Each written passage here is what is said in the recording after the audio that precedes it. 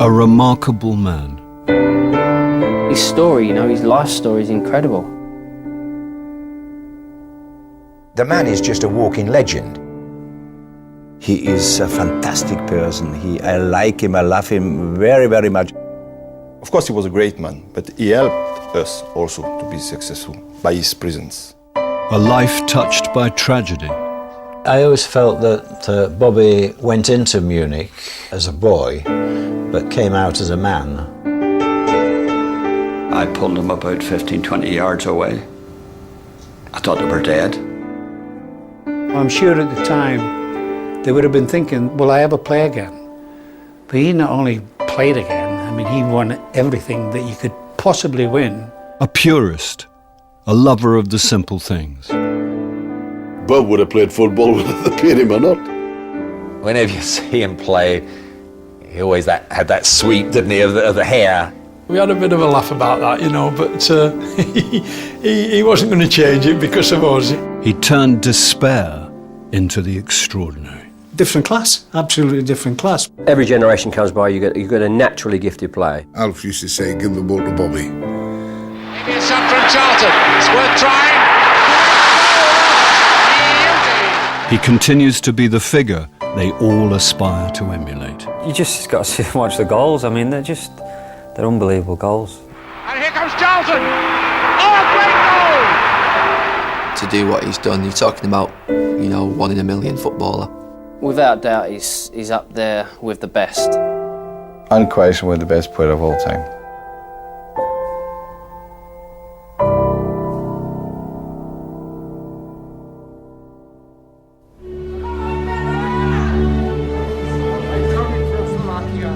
Sir Robert Charlton, Knight of the Realm, Ambassador of Football.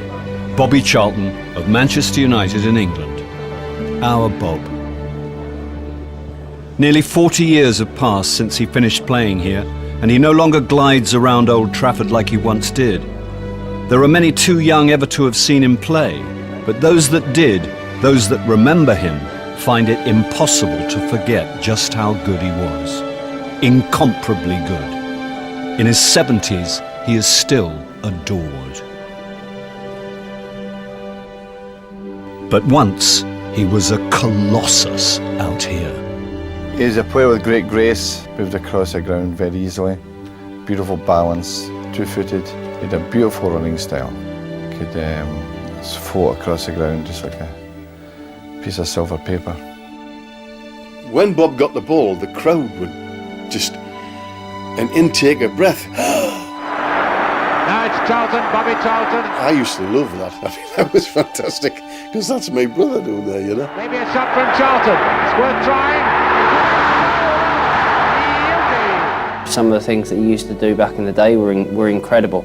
Believe me, this man could punch a ball really, really and accurately. You know, he didn't score the sort of easy tap-ins that I used to get. He used to get proper goals and blast them in from 30 yards and 25 yards. Charlton trying to get the shot, and it's on his right foot. Oh, beauty! For me, you can see that he enjoys it.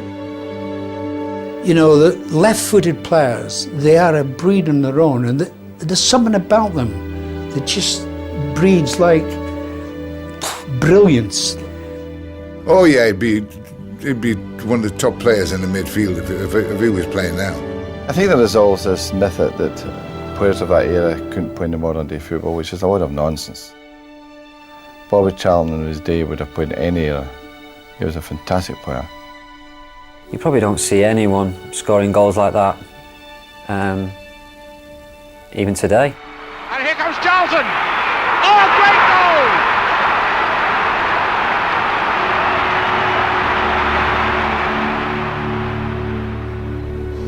Oh, man. It's what you dream of, isn't it? I dreamt of being a footballer. My whole family was football mad, and all my uncles were footballers. And the best thing I ever did when I signed to play for this club, it's just magic, absolute magic. He was born in the large coal mining village of Ashington, Northumberland in October 1937.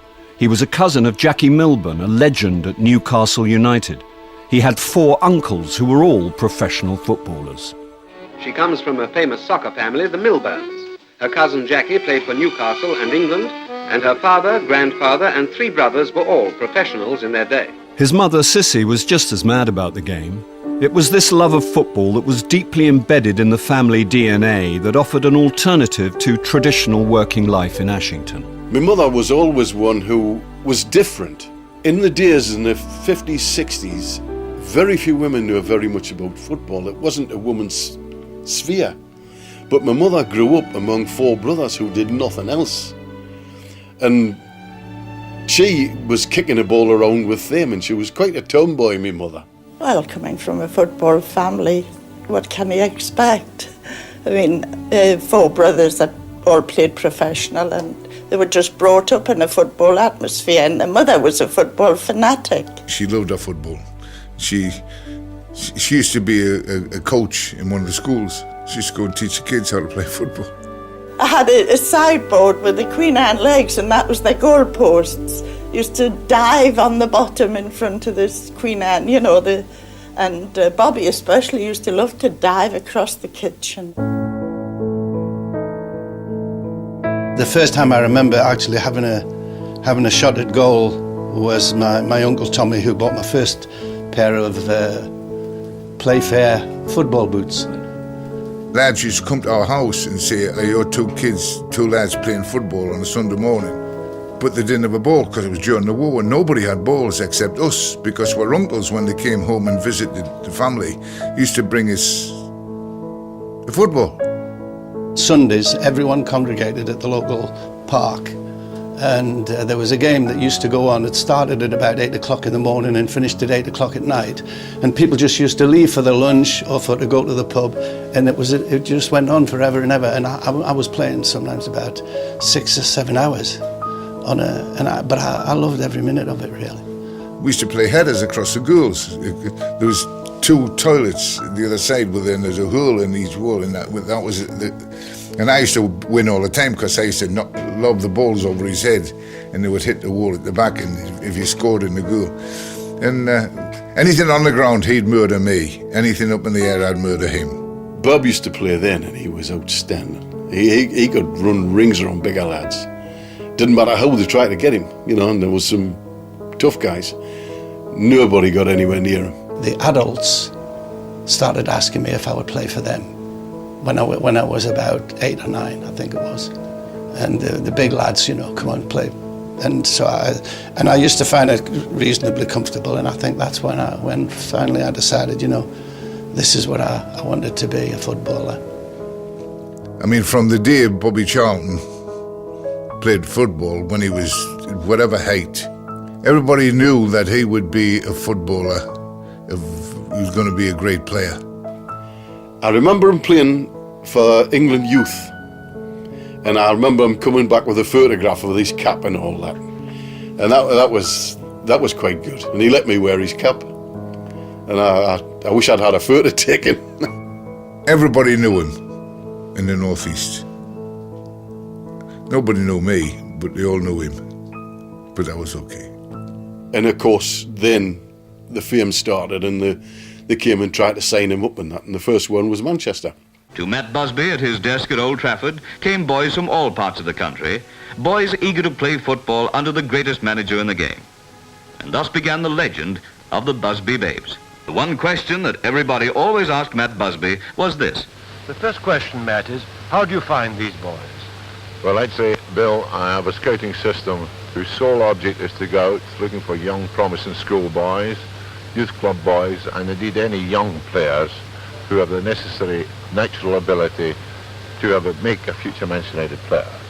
Somebody said to me, "There's a scout from Manchester United watching you today, Bobby." You know, I played the match, and afterwards, little Joe Armstrong, he was a lovely man. He just shuffled across the pitch to me, you know. He says, "Now, Bobby, if you want to play football for Manchester United when you leave school in the summer, we'd be very pleased to take you." And I said, yes, okay. If they were the first, that was going to be the decision I was going to make, and it was Manchester United. Bob had made his mind up he was going to Manchester. they were the first ones to show any interest. And he wanted to go, and he went. It was leaving Ashington for Manchester, one of the industrial powerhouses of the land, a footballing powerhouse. He was just 15 years old. When I first got off the train at Manchester, Jimmy Murphy picked me up at the station to take me to my digs and sort of make you feel comfortable and welcome. And then I said, are we going to Old Trafford now? And he says, yeah, we're going to Old Trafford. I says, where is it? And I'm looking around at all the black buildings, and he says, Old Trafford is in Trafford Park. And I went, ooh, Trafford Park, very nice, lot of nice trees and open spaces. I think Trafford Park was the largest industrial estate in Europe at that time. Jimmy Murphy was assistant manager and youth team coach at United, mentor and guide for a fledgling professional. A lot of young players tend to think that they're going to do it all themselves, when football's a team game and you have to learn to play as a team. And Jimmy spent years and years, it seemed an eternity, teaching me all the things that you should know as a professional player. As I grew a little bit older, all the lessons that he was trying to teach me were all coming into my head. He thought Bobby Charlton was one of the best players that the world has ever seen, never mind Manchester United. He regarded the players as his orchard, and his job was to produce the best apples possible. And occasionally, someone like Bobby, he'd refer to them as his golden apples. I've seen a golden apple, and he couldn't wait for them to mature and be picked. Now football is a pleasant game, played in the sun, played in the rain, and the team that gets me excited, Manchester United, Manchester United, a bunch of bouncing Busby babes, they deserve to be knighted. I knew about the Busby Babes. I mean, I'd read about it in the papers. At that particular time, it was unheard of, you know, that young players were replacing people in the middle 30s. But Matt Busby said, if you're good enough, you know, you'll be able to do it. I felt it was a bit of a challenge, that. I felt, you know, Manchester United now they've got the best reputation for breeding young players. I said, I'm in the right place. Another golden apple among the Busby Babes was Duncan Edwards. He became a best pal because we were both stationed doing a national service. So I spent a lot of time with him, and I mean, you could almost come off and leave him against 11 men. He would beat them on his own. I really did used to think that I was a good player, and I wasn't afraid of having a go at being the best if I could be, you know. But I never felt I could ever be the best when I played with him, because he was just fantastic. There were the other good players that were there, Billy Whelan from Dublin, Eddie Coleman, David Pegg, you know, they were all in the youth team, and they were all recognised first division players. It was just paradise. I kept thinking, well, I'm scoring goals in the reserves. Why doesn't he pick me? Why doesn't he pick me for the first team?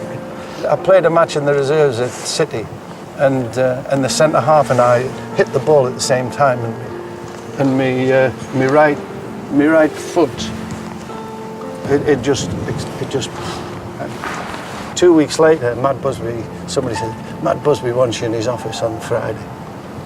Okay, so I went up, and he says, how's your ankle? I says, oh, my ankle's fine. My ankle's fine, you know. And he says, okay, well, congratulations, you're playing in the first team tomorrow. And he shook hands, like, very formal, you know. Yeah, first time. So I played, yeah, scored 2. In Charlton's first season, United took the league title and so became the first English team to take part in the European Cup. The Football League wanted us not to go into this tournament. You know, he said we've got enough fixtures, and Matt Busby had all worked it out. He says, no, this is the future. This is where we're going into Europe. It was the excitement and the adventure of Europe suddenly was there. And I remember that Matt Busby, Jimmy Murphy, they were all excited about this new competition, you know. At their first attempt, they reached the semi-final, with Charlton scoring in defeat to Real Madrid. This only whetted the appetite of Busby and his babes for European competition.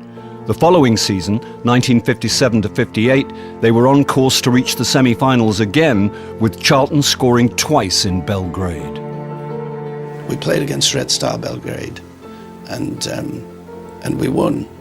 And everybody was really excited because we were getting near the semi-finals, and we'd had one go and we'd not done particularly well, but this time was really, we felt as though we could really go and win. Well, everybody knows if you're anything to do with Manchester United, what happened, and it was just a nightmare. It was a nightmare. Well, it all happened this afternoon in the gathering dusk, and amid slow-fell flurries, when this BEA Elizabethan, which had been chartered by Manchester United to bring home from a match in Belgrade, the members... We came down to refuel at Munich, and it was snowing and windy. Across from me on a three-seater were two players, and it was Bobby Charlton and Dennis Violet, like two kids playing cuckoo over the top of the six-seater, going yeah and shouting down to the back of the plane, like a pair of kids. We set off down the runway. Not the slightest concern. And I'm looking out the window, and the wheels are directly outside my window. And I watched this bow wave of snow like you would in a speedboat. I didn't have the slightest fear or doubt at all. And all of a sudden I watched the wheels lock. Because I happened to be looking out the window just with interest. And they locked and unlocked, and the plane started to spin and skid around a bit. Locked and unlocked, and she eventually finished up slightly side on. The plane stopped and we went in for a cup of coffee, and they said it would be all right now. So the second time, the same thing happened again. The third time, the boys was talking about if the plane was going to crash, because when we got back to the plane, some of the players swapped seats. They went at the back because they thought it was safer at the back of the plane. When we got on board the aircraft the last time, I went to where I had sat.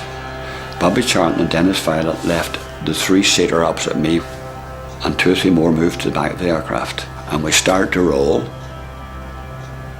and I was starting to get afraid. And I'm looking out the window now and watching again, because I'm more worried, for want of a better expression, but I never expected it to be what it was.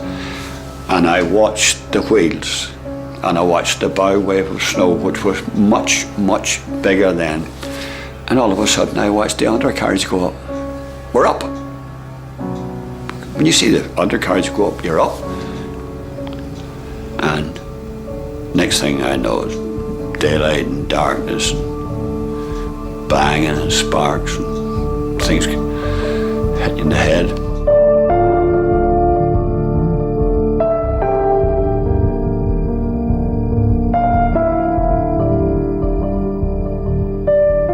I was at Leeds and I was training. I'd been in a shower and I was coming back and I was getting dressed. And Arthur Crowther, the secretary at the time, came to the door.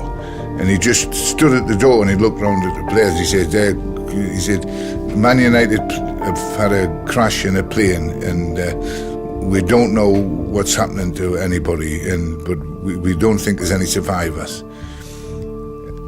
And then he went away. And all the lads looked at me, and I said, because they all knew that I was our Bob, was on the plane. The Munich air crash. Of the crew of 6 and 38 passengers, 23 are known to have survived. I thought I was dead because it was pitch black. I was afraid to touch my head. I thought the top of my head had been cut off. And I looked up to my right when things had sort of settled. I saw a tiny little patch of light, and I started to crawl, and I'm crawling up. And I turned on my backside and kicked the hole bigger and dropped down on the ground beside him, and I thought, Christ, I'm the only one alive here. I went back to Arthur's office and I knocked on his door and I went in and I said, our Bob's on that plane, my brother. Have you heard? And he said, well, no, he said, there are some survivors, but we haven't got notice of them. I started to come around what was left of the stump of a wing, and I found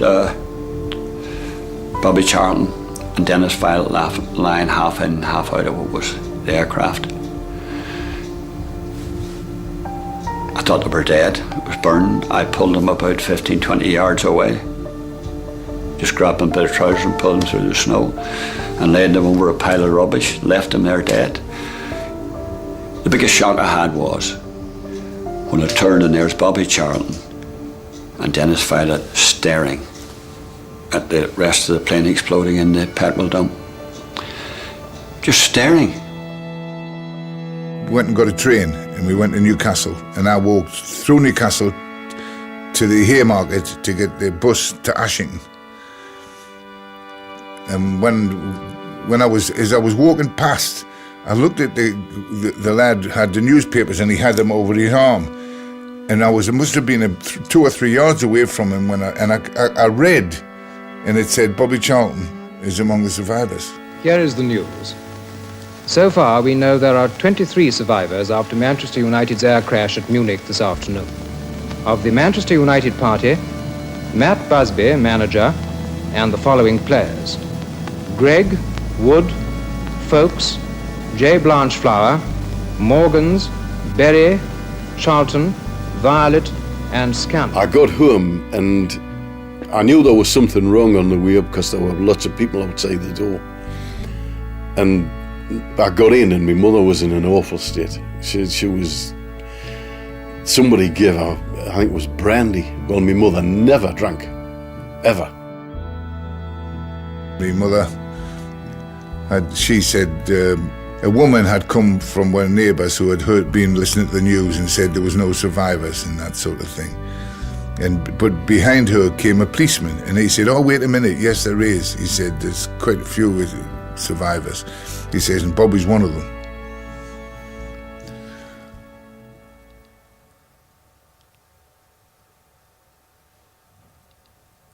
My mother just looked at me and she said, if that woman had come 5 minutes earlier, I would have collapsed. She said, but now we know Bob's okay. When we got to the hospital, I started ranting and raving. I'm 16,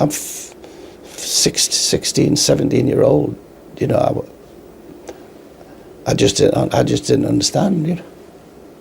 You know, you get on an airplane, you expect the airplane to take off and touch down. The medical people came round and they gave me an injection in the back of my neck, and I just collapsed. And I didn't wake up till the following morning. And I was in a room, and this German lad was there, and he had a paper. And he was saying, like, and I said, yes, what's happening? You know, what's happened? And then he told me. And then he said, he had a list of all the players, and he read them out, and if they were alive, he would say yes, and if they were dead, he said no.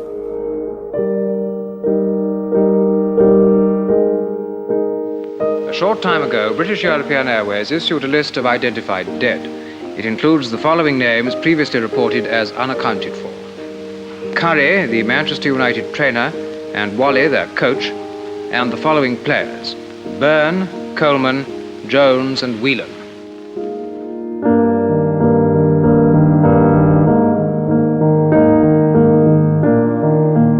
I'd like to say a few words to my mother. I hope she's okay. Yes. And taking it well. Look at her while you're doing it. She hasn't been down to see me, you know, but it's a bit long way and I'm all right.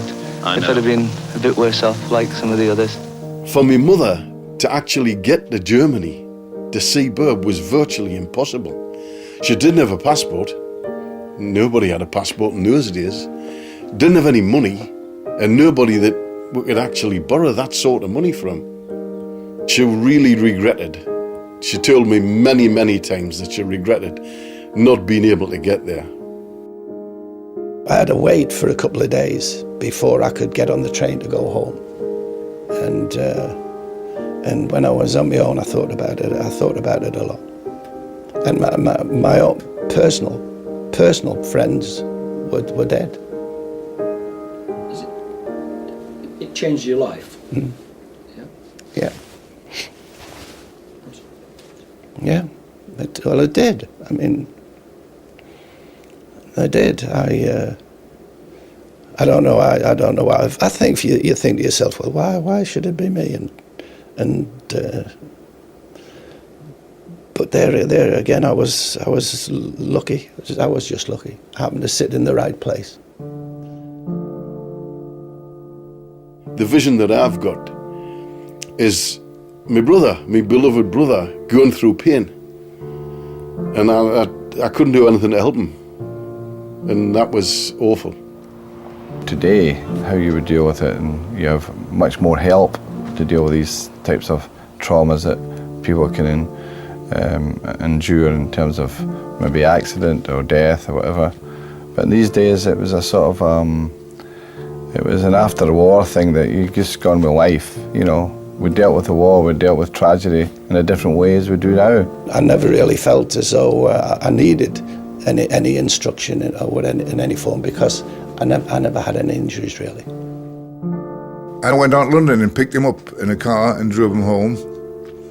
And I said to him, you know, tell me about what happened. And he said, I don't want to talk about it. And I said, well, you know, I don't know anything about what happened, you know. And he said, I'll tell you now, he said, but never ask me again, because I'll never tell you. Bobby stayed in Ashington, recovering, regaining his strength. 2 weeks after the crash, his mother told him that Duncan Edwards had died of his injuries. My father spoke about Duncan, but not for very long, because he'd burst into tears. A tremendous loss, yeah. And the thing about Duncan that's so sad is he died a couple of weeks after the other players, this big strong boy. Everyone's hope was pinning on him making a recovery, not necessarily to play football, but just to be alive again. And when he died a couple of weeks after the others, it was stunning. When people come up and ask me now, like, what was Duncan Edwards really like, it's hard to explain. There's no television pictures of him really, you know, to show what he was like. But he was colossal, really. Overpowering, big, confident. Give the ball to him, that's what they used to say. Give the ball to him, he'll take over. Great.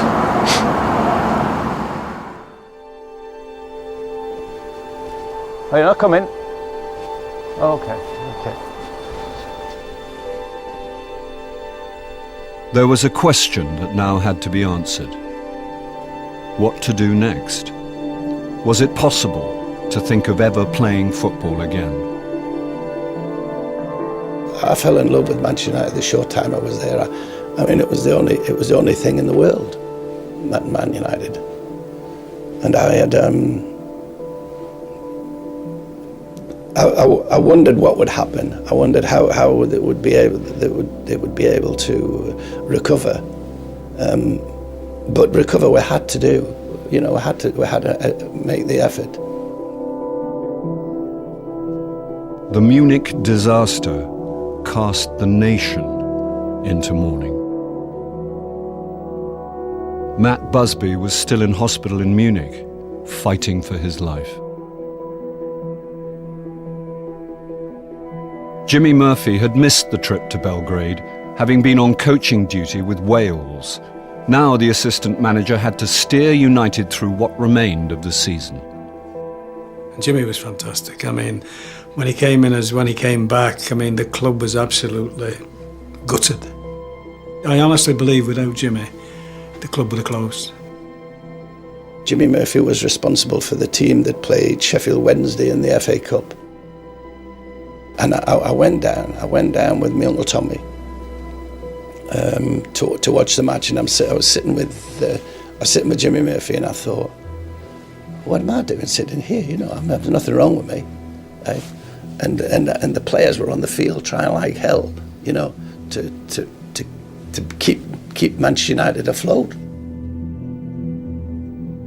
2 weeks after the crash, and with a team cobbled together by Murphy from reserves and loan players, United faced Sheffield Wednesday. We won, and I felt really sorry for Sheffield Wednesday, the players. They didn't have a chance. There was so much emotion and so much passion, and for the city of Manchester, and anybody that ever supported Man United will never forget that.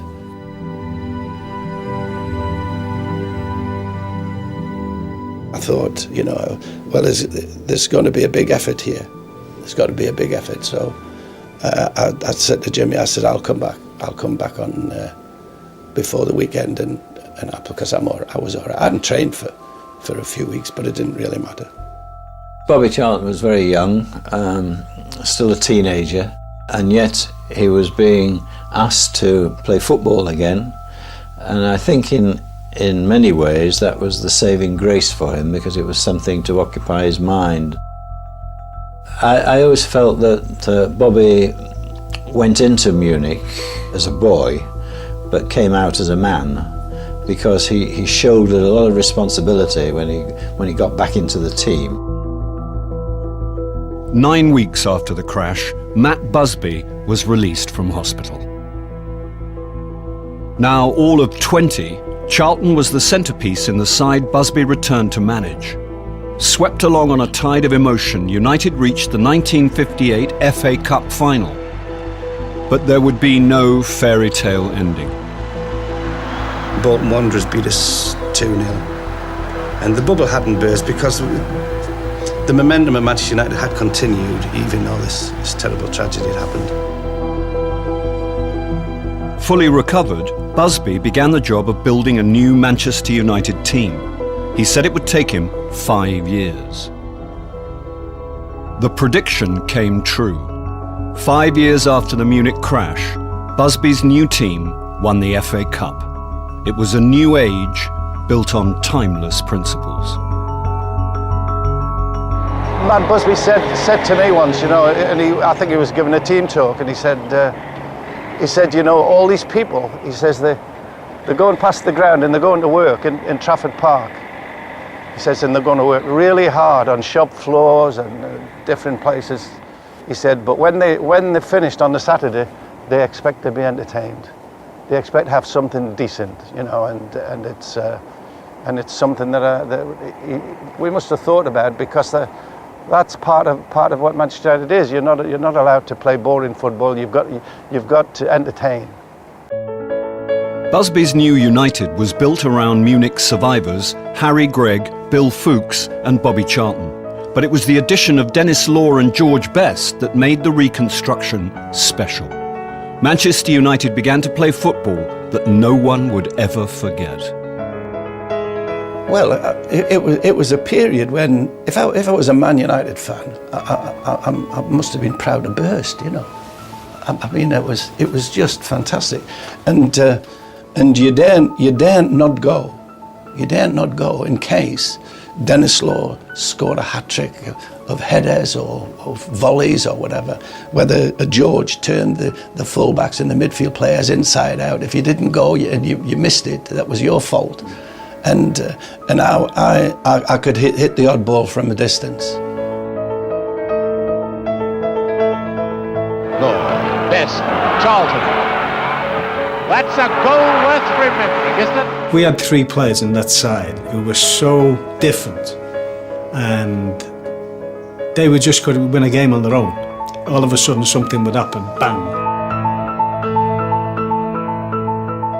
The thing about football is the better players you play with, the easier it is. And if I was not playing well, which was quite often, George would pick up, he would be scoring. If George wasn't playing well, which was seldom, Bobby would pick up. It was one of those. There was always one of us on getting a goal from somewhere along the line. It just slips off the tongue, you know, Best Law Charlton era, you know. And you think, wow, that's wicked. It's great stuff. Dennis, I mean, he had this presence about him, but when he got into the box, and he played on the last man all the time, the defender, either a ball through or whatever, but heading-wise and everything, he was unbelievable. Has to watch for Law. It's a goal by Law. When Bobby got the ball on either wing, I knew that he was looking at the near post. I never waited at the far post for Bobby, because the opposition, you have a wee bit of a start on them if they don't know where you're going. So if he saw me in the box, he knew that I would be going for the near post, and that was invariably where it went. And you'll think, well, that's easy, that. But it's not easy. It's not easy. And George Best had the most unbelievable talent. You could throw a ball at him in any direction, at any pace, and he'd control it instantly. He didn't have to look at the ball. He knew where the ball was, and he used to find his way through defenders. And if he got within range, he would have a crack at goal. And it's a magnificent goal. What a magnificent goal. Absolute pleasure. It wasn't a pleasure when George wouldn't pass to you. Sometimes he wouldn't pass to you. If he got near the goals, there was no chance he was passing to anybody. If you're a football fan and you know what's in the mind of football fans, you know, and they come down and they see this, they must be really pleased, mustn't they? And I sometimes can't believe that that's me up there. It's great. It's great. Yeah, very lucky. We're lucky. It all came together at the right time. United would go on to win league titles in 1965 and 1967, and Charlton was maturing into one of the most influential midfielders in England. Now came his chance to spread his influence over the world. He was now an established England international. He was more than that. As with United, he was the centrepiece of the national side. He was a modest, self-effacing individual. He was part of the team, and I think one of his secrets was in run receipt, he didn't recognise how great he was. I think that's really a fantastic attribute to have. You are good at what you do, but you don't have to tell anybody about it. You don't have to behave differently. You don't have to show everybody. He just showed it on the field. Once rivals in the alleyways of Ashington, the Charltons were now together in the England team. Bobby and older brother Jack. When I played for England with Alf, and Alf used to say, give the ball to Bobby. If you get the opportunity, give the ball to Bobby, and let Bobby then develop it. And he was very good at it. In 1966, England hosted the World Cup. Home advantage and having Bobby Charlton fueled a growing self-belief. Certainly, I think with all sincerity that we shall win the World Cup in 1966. People don't remember this. Almost 3 years prior to 1966, England were unbeaten. We'd never been beaten by anybody. We went to South America, we went to Europe, we went all over the place, and we would beat them on their own patch. And we were favourites to win the World Cup by the time it came round, and rightly so. It now gives me great pleasure to declare open the 8th World Football Championships.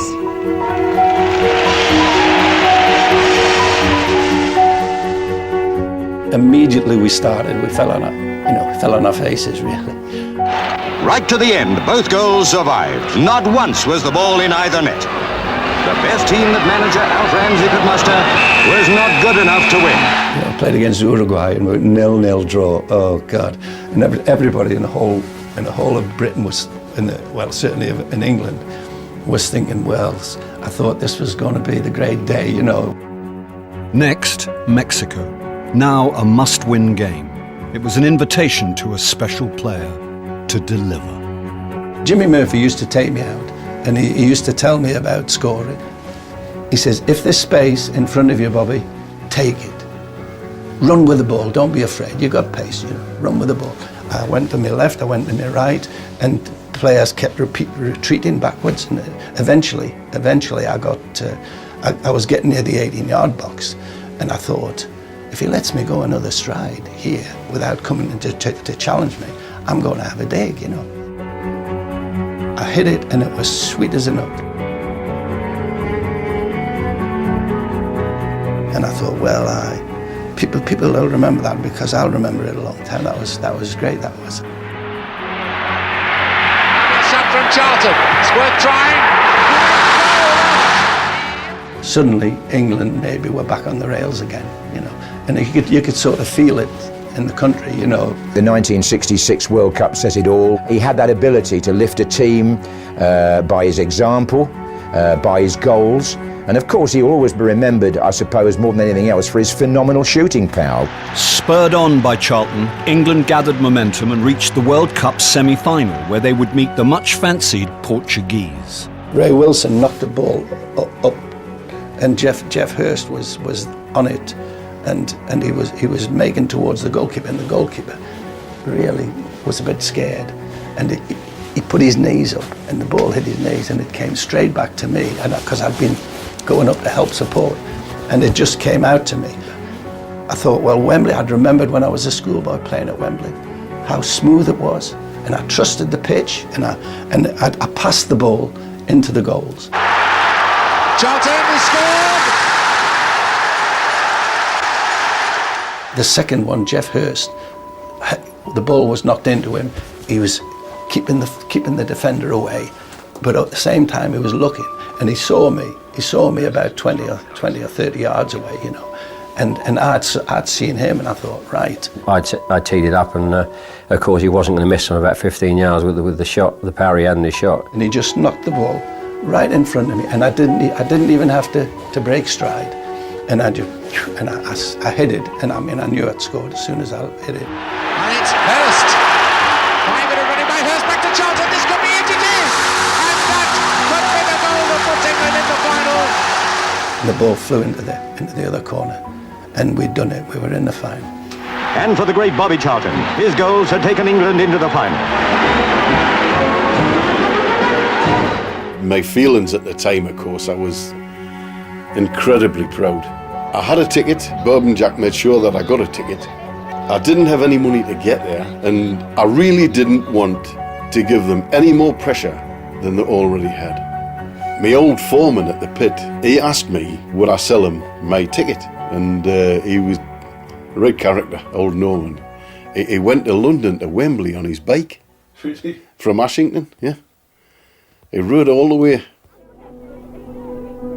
England would meet West Germany in the final. Bobby Charlton was the player they feared the most. The Germans consider you their main threat tomorrow. Well, I hope to prove them right. He was the most influential player in the England team. The ultimate challenge was to be the driving force one more time on football's grandest stage of them all. We were totally focused. We knew exactly what we had to do. The only thing that was really worrying was the young Beckenbauer.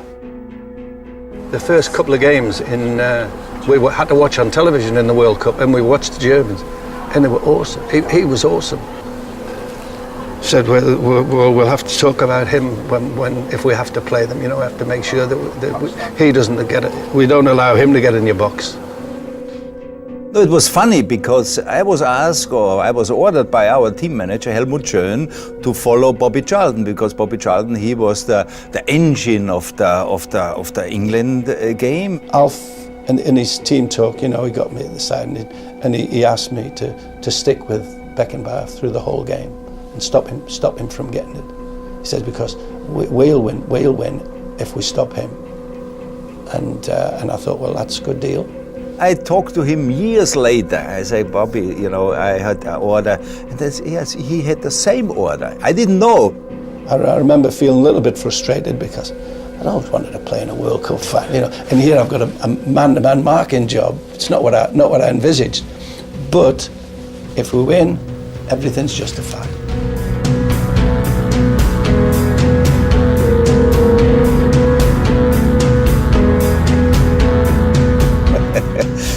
No, it was really, I still remember, you know, he was so fit, he was running like a horse. And it was very, very difficult to stop him. It was almost impossible.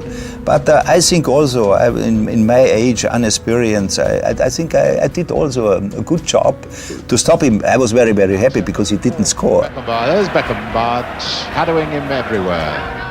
Bobby never complained about that, and the fact he's never, not once did he shirk the duty. That just again shows his character and his personality. The fact he was given the task to do, or virtually to mark somebody, one of our great players, mark somebody for 90 minutes in a final, not for 1 second did he think, well, I'm not sure I want to do this. In this game, I realized how difficult it is to follow him, to mark him, because in my opinion, 1966 in the World Cup, he was the best player in the world. What a chance! A goal! Peters! And England 2-1 in the lead now, deservedly so because they've been piling on the pressure. Emmerich coming in. And he's... Oh, yes, it must do! They have done! Weber has scored in the last seconds. When they scored the equalising goal, I was certain there was quarter of an hour to go. And he blew for full time. And I thought, wow, you know, as close as that. Bloody. Here's Ball running himself daft. And now Hurst, can he do it? He has done, yes! Yes! No! No, the linesman says no. The linesman put his flag up and I was fuming. I thought, what's he got his flag up for? You know, it's a goal. It was very, very difficult. I was close to the situation because I was in the penalty area, but it was too fast. When the referee went across, he said it was a goal.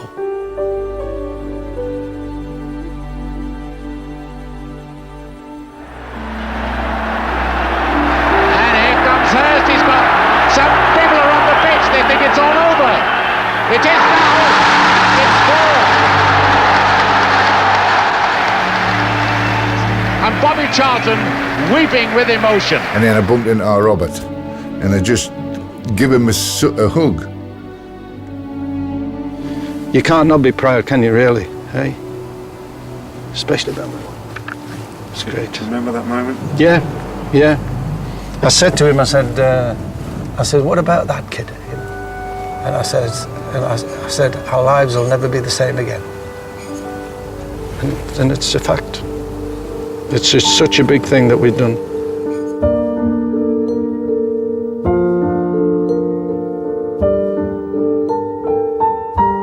In general, third goal was a goal, one not. I don't know. It's, but I think England was the better team, and they deserve the win.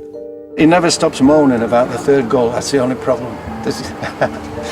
Yeah, the third goal, and there it is. And then you see exactly the ball bounced down, hit the line, and up. So it was no goal, of course. Oh, he's always saying that. He's always saying that. Yes, I make a joke every time, you know, when I took the microphone and say, Bobby, sorry, but, you know, I was very close. Of course, I saw it exactly. The ball never was behind, but just to tease him. I said, but you're not going to tell me that you thought you were the better team. And he said, oh, no, I didn't say that. I said, no. Yes, I like these pictures. You see, both are very tired. Must be the end of the game. Franz Beckenbauer signed it.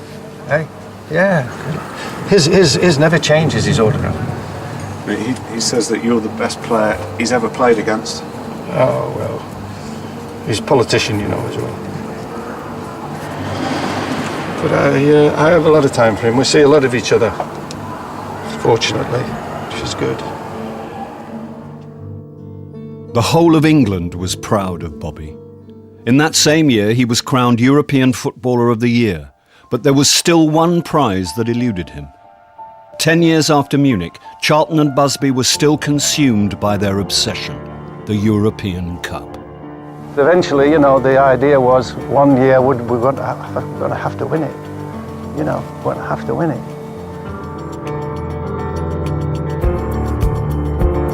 We played a few times, had a go at winning the European Cup, but never could do it. And then we played in Madrid in the semi-final against Madrid, we beat them. Real Madrid had won the European Cup 6 times. They led at home 2-0, and then United rallied. That was a real turning point in the history of our game, I thought, because we beat Real Madrid, who were the best, supposedly the best in the world. I just cracked up. I cry when we win. Don't cry when we lose, I cry when we win. It's just, I couldn't help it. It'd have been so hard, that. Yeah, magic. That's it. That's happiness personified, that is. Wow, I remember that day. Yeah, brilliant. After all they had been through, it seemed that United simply had to win the title, to balance the scales that had been tipped against them. Only one obstacle stood in their way: Benfica. The most important thing leading right up to it was that we were going to win the match. And there was no alternative. We had to win that match.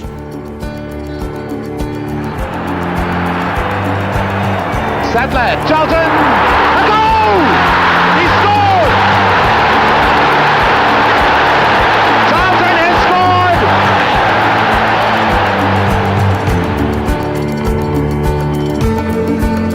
Graka equalised a goal that I'd scored in the first half, and then Alex Sepney made an unbelievable save.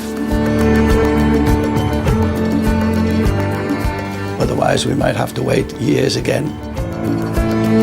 And then we went into extra time, and we scored 3 goals in extra time. Oh, he's got a big chance! Oh, he must! He has! He's a goal! Charlton, another! He's got another! I remember everybody was jumping up and cheering, but we'd done it.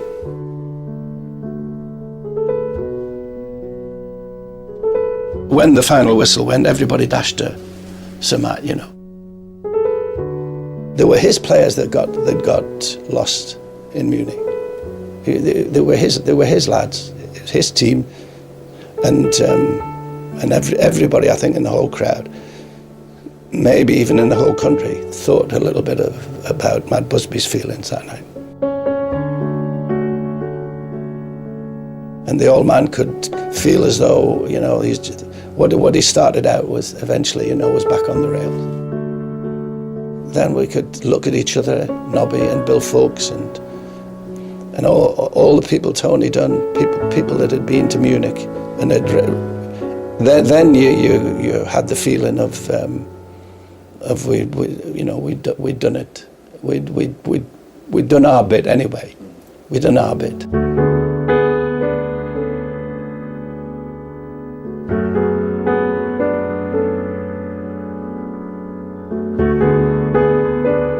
No, I didn't have any emotion. I made my mind up. I wasn't going to have any.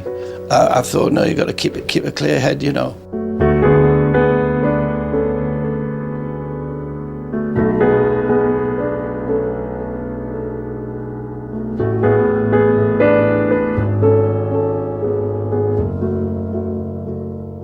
A lot of things was wrapped up in that particular match with the accident that had happened, and it didn't seem right that Man United should never have won the European Cup. Anyway, that became the standard then. Now Alex wants to win it all the time. He doesn't think he's won it enough. The first gentleman of football makes his last appearance in the Football League. Bobby Charlton coming out to mark this momentous occasion. Bobby Charlton finished playing in 1973. He still holds the goal-scoring record for Manchester United and for England. His boots hung up, he tried his hand at management, but his time in charge of Preston did not enter the record books.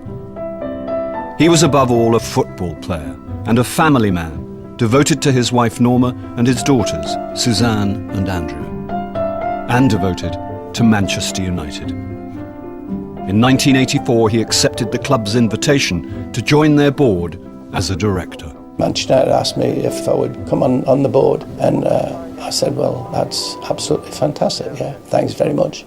Best part of being a director at Man United. All the matches you get to see for nothing. He was the person that actually told Manchester United about me, and I think that's what started my Manchester United career off. To have him around the place after all these years, after he'd finished, is great for young players coming through, because you can just see, just in one man, the history of Manchester United, really. There you go. How's that? Yeah, it's Vegas not here.